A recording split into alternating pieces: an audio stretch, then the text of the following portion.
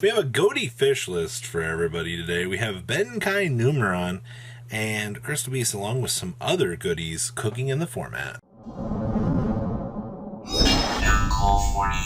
Make sure you smash the crap out of that subscribe button so you guys don't miss out on more awesome content. Yeah, this is actual Ghoti posted a new set, and I didn't actually think that I would see this deck take off, but I am very glad to see that I was proven wrong. This is actually pretty cool. Yeah, you are packing in your Sprite package in here, and of course, you know, Nimble Angler for our sprint, so you can do some very, very nice extension plays with that. Alright, so we have triple copies of Bountiful Princess, going to be your starter as per usual. Triple copies of Issapir. We have triple copies of the Lifeless Leaf Fish. One copy of the Nimble Angler, and then we're playing triple copies of the Sunfish here. We have triple copies of Pacey's, triple copies of Sheaf, and we got triple copies of Shadow here. And then we have one Sprite Jet to search for Smashers because it's still going to be one of the best cards that you have. One Strop Frog for generic extending / everything else. And we have triple copies of Zep. Alright, so of the new cards you play 3 in the main deck, which isn't bad. We have one Called by the Grave, triple Hadoken. We have one Foolish Barrel, one copy of Feather Duster, triple Ready Fusion, one copy of Smashers, and triple copies of the Most Distant, Deepest Depths. We're still going to rely on that field spell because value down. We have one Sprite Spin with one Sprite Elf, one copy of Abyss Keeper, one Gigantic Sprite, one White Aura Whale, one Ching Ying, and then we have one copy of the Spear of Ghoti. You have one copy of Ghoti of the Deep Beyond, one Crystal Wing, one Baron, one copy of Askin, and then we have 2 copies of the Serpent of the Ghoti. I think this is by far the best one. We have one Rare Fish and one Alvain. Side deck here, we got triple copies of Dimension Shifter, one Pinkertops, one Red Resonator, one Mystic Mine, triple copies of Twin Twisters, triple copies of Evenly Matched, and triple copies of Solemn Judgment here, wrapping up the fish experience. Next up is Benkai. Evidently, this card, the equipped monster gains 0 attack. When the equipped monster inflicts battle damage by a direct attack, you can destroy all monsters your opponent controls. You can send this equipped card to the graveyard to equip one Bamboo Sword equipped spell card from your deck to one face-up monster on the field. So this facilitates grabbing your bamboo swords and giving you the chance to kind of facilitate into, well, bamboo things. Now, evidently, if you go first, you can do Numeron plays with this deck, set up for yield Mega Clops, supposedly. If not, you're just going to slam down Benkai and you're not going to give 2 craps about what your opponent does. It's the year 2022, and Benkai OTK is looking like a snack, according to this duelist, which is actually, I guess, pretty crazy. So we have triple copies of Benkai. For each card equipped to this card, it gains 1 additional attack during each battle phase, and this thing can attack as directly if it wants. It can do whatever. We have triple Numeron Wall, 2 copies of the Broken Bamboo Sword, triple copies of the Cursed Bamboo Sword, 1 copy of Foolish Barrel Goods, triple copies of Golden Bamboo Sword, 1 Arby's Feather Duster, triple copies of Lightning Storm, triple Mage Power. You get one of these up and running with all your bamboo equips, we're going to town. We have triple copies of Mystic Mine, 2 copies of Numeron Calling, triple copies of Numeron Network, triple copies of Power of the Guardians, 1 Psychic Blade, 1 Set Rotation, 1 Terraforming, triple copies of True Bamboo Sword, and 1 Metaverse. Down here in the next deck, we have 1 Relinquished Anima, 2 Mega Clops, 1 Big C1, and then we have 2 of each of the gates here. Then we have 1 Assembled Nightingale, 1 Downer Magician, and 1 Sky Thunder. Wrapping up, really just an interesting take for the format, man. Like, Benkai is something that I have not seen.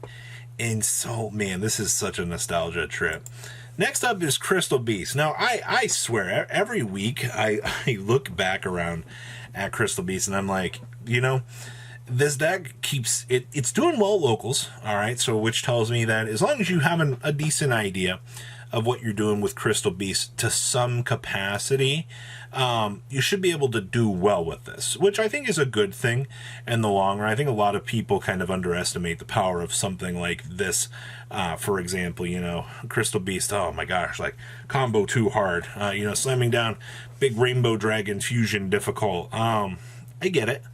I do, but don't underestimate what this deck does. Like, you'd be really surprised at like the combo lines you can do. And you know, this build's not doing conclave control like some of the regional builds that we've seen, but that shouldn't stop you from wanting to play this deck. So we have triple copies of Ash, Blossom, and Joyous Spring, 1 Amber Mammoth, 1 Amethyst Cat, 1 Cobalt Eagle, 1 Emerald Tortoise, 2 copies of Rainbow Dragon. We have 1 Ruby Carbuncle, triple copies of Sapphire Pegasus, 1 Topaz Tiger, 2 copies of Crystal Master, triple copies of Dimension Shifter, 2 Space Rocks, and 2 copies of the big Rainbow Dragon. And then we have triple copies of Awakening of the Crystal Ultimates, 1 Called by the Grave, 1 Crystal Beacon, triple copies of Crystal Bond, triple copies of Pot of Prosperity, triple Rainbow Bridge, triple copies of Rainbow Bridge of the Heart, 2 Crystal Miracles, and 2 copies of Infinite Permanence. Then in the next trick, we got 1 Underworld Goddess, 1 Frigette, 1 Nightmare Phoenix, 2 Cross Sheeps, 1 Cherubini, 1 Apo, 1 Dugaras with 1 Baguski,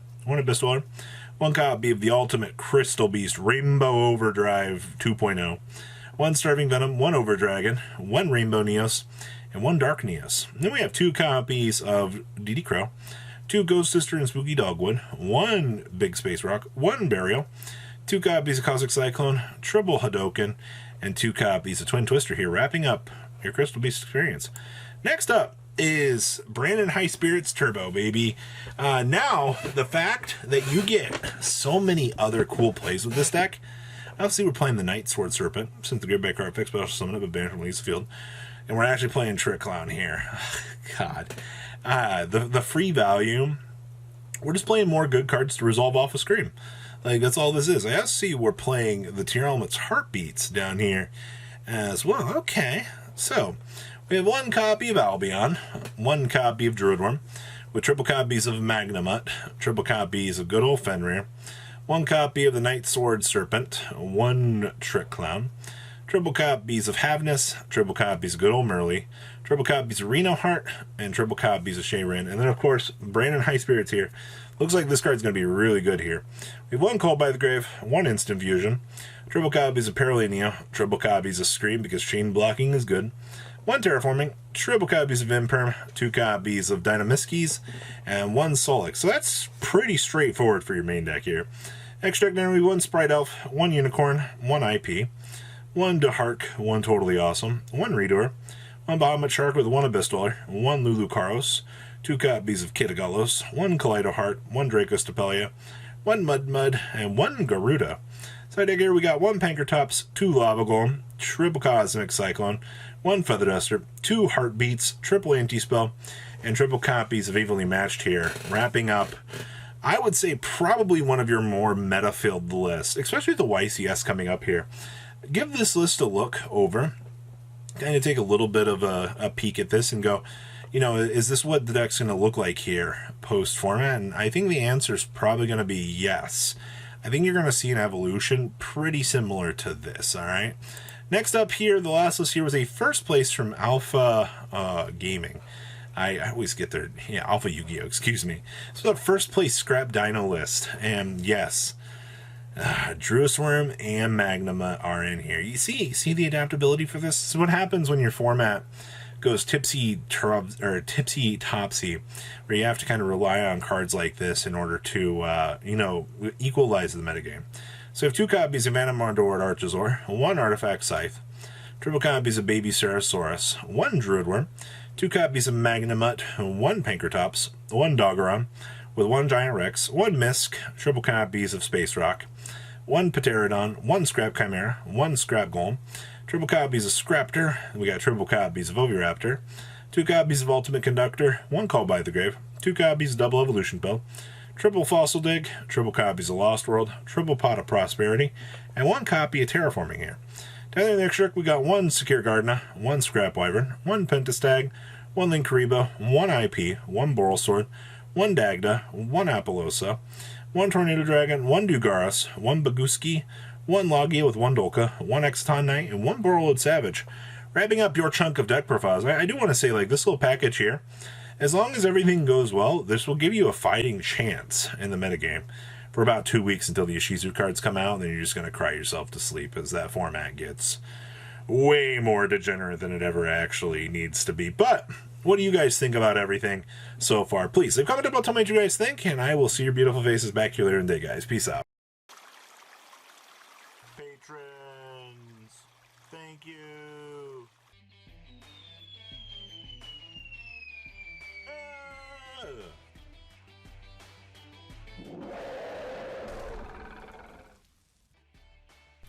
Thank you so much for watching. Check out these other videos.